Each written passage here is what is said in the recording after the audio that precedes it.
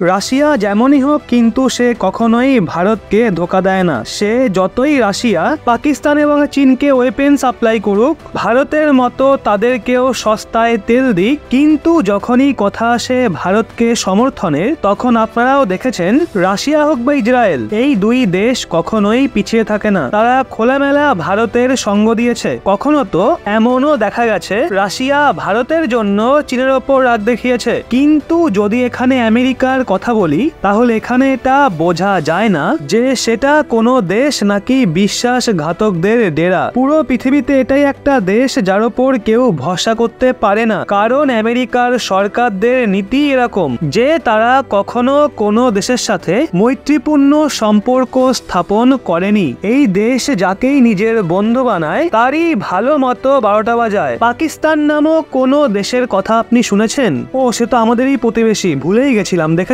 জানেন তো কেমন জীবনযাপন করছে ওখানকার মানুষরা? আর পাকিস্তানিদের এমন জীবনযাপনের পেছনে আমেরিকারও বড়সড় ভূমিকা রয়েছে।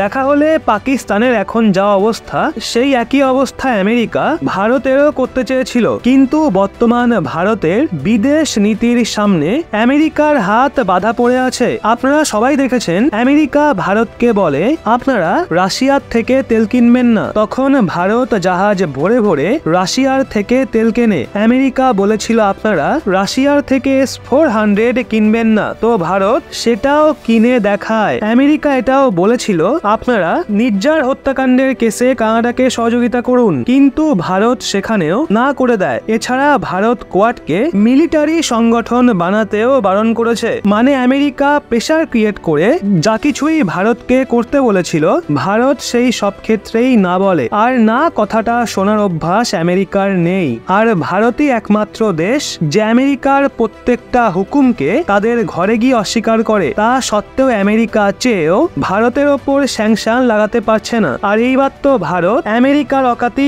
বুঝিয়ে দিয়েছে, সোজা $1 মিলিয়ন ডিল রদ করে দিয়েছে, যার জন্য আমেরিকা নিশ্চয়ই প্রচন্ড জ্বলছে। আসলে খবর যেটা শুনতে পাওয়া গেছে যে ভারত সরকার আমেরিকার সাথে করা M107 সেলের ডিল স্থগিত করে দিয়েছে। আর এই ডিলকে সরাসরি পান্নুর সঙ্গেও জোড়া হচ্ছে, জানিয়ে আমেরিকা ভারতের ওপর মিথ্যা অভিযোগ এনেছিল যে ভারত গুন্ডা পাঠিয়ে পান্নুকে মারতে চায়। অবশ্য M107 এর কথা বললে তো M777 আর্টিলারি গানে ব্যবহৃত হওয়া সেলস অর্থাৎ গোলার কথা ওঠে। আপনাদের জানিয়ে দিই, ভারতীয় সেনার কাছে প্রায় 145টা আলট্রা লাইট M777 গান রয়েছে, যেগুলো আমরা 2015 সালে আমেরিকার থেকে কিনেছিলাম। এগুলোকে বিশেষ করে বর্ডার সংলগ্ন এলাকায় মোতায়েন করার জন্য কেনা হয়েছিল, কারণ তখন ভারতীয় সেনার কাছে বোফোর্স ছাড়া কোনো অ্যাডভান্স আর্টিলারি তোপ ছিল না। কিন্তু বর্তমান সময়ে ভারতের কাছে গরুড়া থেকে নিয়ে সারাং, এমনকি DRDO ATGS,